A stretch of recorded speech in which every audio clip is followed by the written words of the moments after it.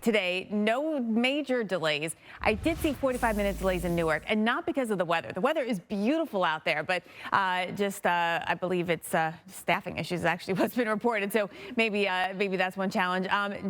Houston, not seeing any major issues. We'll keep an eye on things for you. You've had a pretty good stretch of good weather for travel anyway in the Houston area. We'll see if we can continue that this weekend. The West has most of our active weather. Salt Lake City, it's been rainy and a little windy out there. May see delays there. Vegas, Phoenix, another spot that could get into some delays. And Seattle, we are in and out of some showers. And I think just in general, the winds out in the Pacific Northwest may cause some delays. So speaking of wind, turbulence. It's going to be a factor for almost all flights going westbound, even if you're not going to the airports underneath some of these stronger winds. If you're going to even Los Angeles, you're going to have to fly through this. So turbulence is going to be a factor there. Most of our stronger winds aloft to the east are offshore. So there are some flight routes that go right offshore here. We'll see if you have a bumpy ride, but you know the pilots are always looking for the nicest air to fly in. Let's check out the roads. We've got rain and even some thunderstorms that have been happening. I saw in St. George, Utah, we had hail yesterday. We'll have to keep an eye on that potential maybe today across southwestern Colorado. And if you're traveling I-25, you'll hit some rain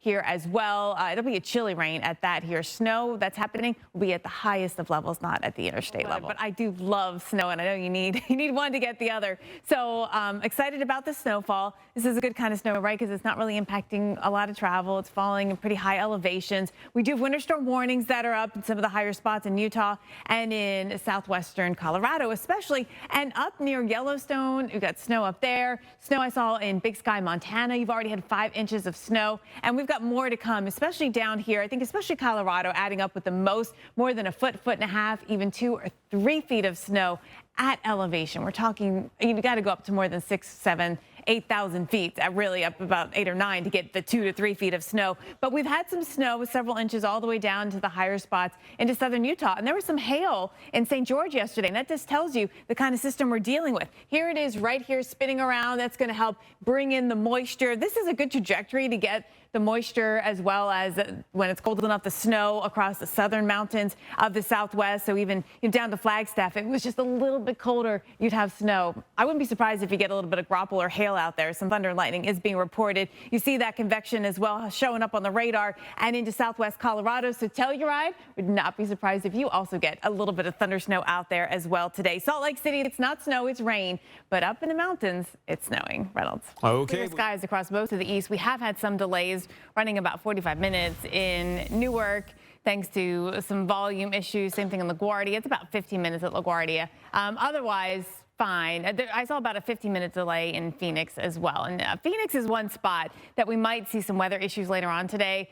Las Vegas as well. The wind could be a factor. Salt Lake City, we've had rain in the area, gusty winds too. That's always tough when it comes to air travel. Sometimes you just have to space the aircraft out a little bit more upon arrivals when you have really windy conditions. So watching all of that. When it comes to air travel and turbulence, the West has a lot of it. So if you have a flight that's going to go anywhere across the West, you're going to have to cross this turbulence. So there's likely to be some bumpy rides, some flights where you just can't get up to use the restroom, where flight attendants are going to be seated as well. The East, there's a little bit down here, maybe across Florida for those flights, but really the bulk of the wind activity is in the West. And this is where we've had a lot of our active weather. I mean, this is really the only spot dealing with rain. Showers on Interstate 25. You may run into a few thunderstorms. I-40 as well. We've seen some thunderstorms already today in eastern Utah, southwestern parts of Colorado, and there could be more. Snow up at elevation, so it's going to be more elevation snow. Interstate shouldn't really be affected by that.